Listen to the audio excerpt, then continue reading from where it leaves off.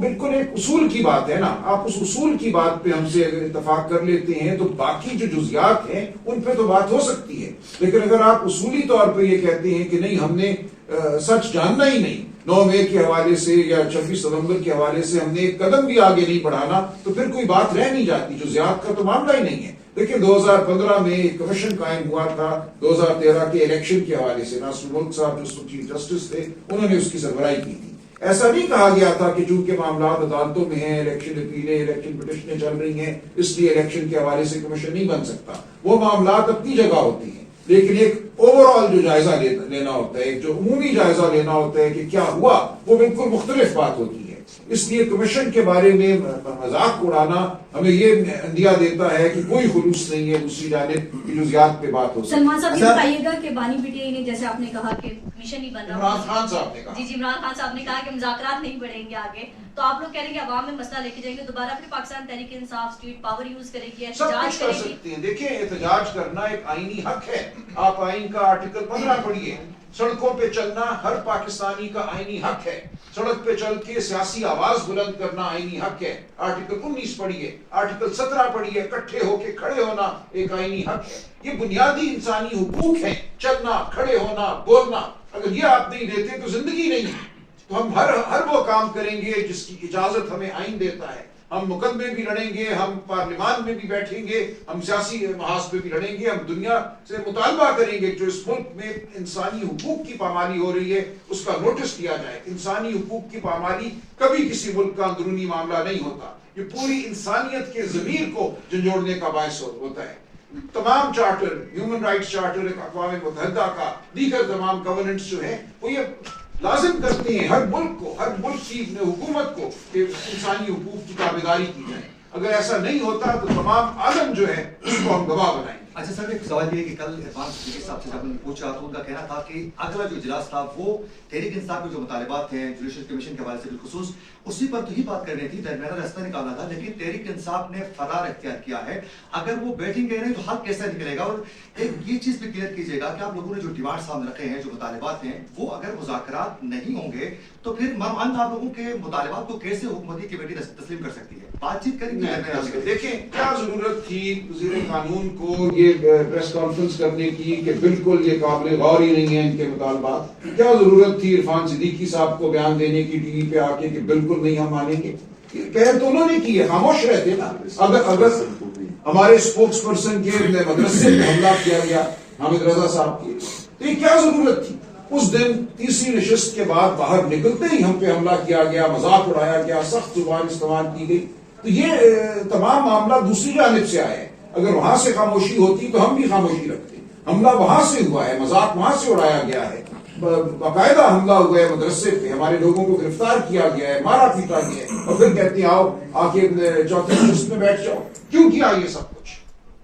اچھا سر, الیکشنز میں 8 فروری کو پاکستان کی عوام نے اس بات کا ثبوت دیا کہ وہ کہاں پہ کھڑے ہوئے ہیں. جو ہماری پارٹی کے ساتھ, ہمارے ورکرز کے ساتھ, ہماری لیڈرشپ کے ساتھ پچھلے 2-2.5 سال سے ہو رہا ہے, اس کی پاکستانی سیاست میں, پاکستانی سیاسی تاریخ میں اس کی کوئی نظیر نہیں ملتی. لیکن چونکہ ہم ایک سیاسی جماعت ہیں اور ہماری وجود کا مقصد اس ملک میں آئین اور قانون کی حکمرانی کو قائم کرنا ہے, ہم نے ہماری سیاست اسی محور میں گھومتی ہے. اور ہم جو بھی کر رہے ہیں, ہماری جو سیاسی جدوجہد ہے, اس میں ہم نے مارے بھی کھائیں, شہادتیں بھی ہوئی ہماری, اور ہر طرح کی ظلم و بربریت کا سامنا کیا. اس کا بنیادی مقصد یہی تھا کہ ہم ایک ایسی سیاسی جماعت جو کہ پورے پاکستان پہ حاوی ہے ان ٹرمز آف کوریج کہ یہ ایک کسی علاقائی جماعت نہیں ہے. یہاں کی ہم نے ہر جگہ سے الیکشن جیتا ہے, ہماری نمائندگی ہے پارلیمنٹ میں بھی, ہم ایک بہت اہم حیثیت رکھتے ہیں, ہمارا مینڈیٹ چرایا گیا.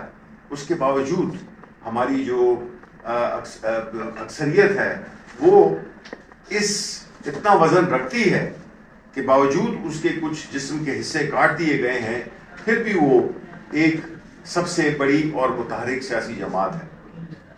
پاکستان میں جو کچھ ہو رہا ہے اس کا اثر پاکستان کی معیشت پہ ہو رہا ہے، کیونکہ سیاسی عدم استحکام ہے.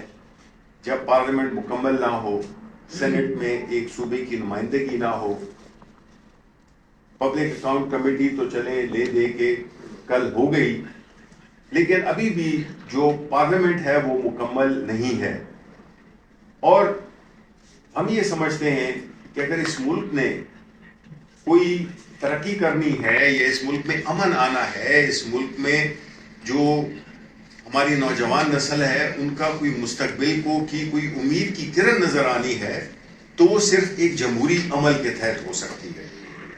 اور اس مقصد کو حاصل کرنے کے لیے باوجود اس سے کہ پھر میں کہوں گا کہ مارے ہم نے کھائیں، شہادتیں ہم نے اٹھائیں، پھر بھی خان صاحب نے کہا کہ ہمیں مذاکرات بھی کرنے چاہیے، کہ الٹیمیٹلی مذاکرات ہی اس پوری جو کرائسس ہے اس کا حل ہے.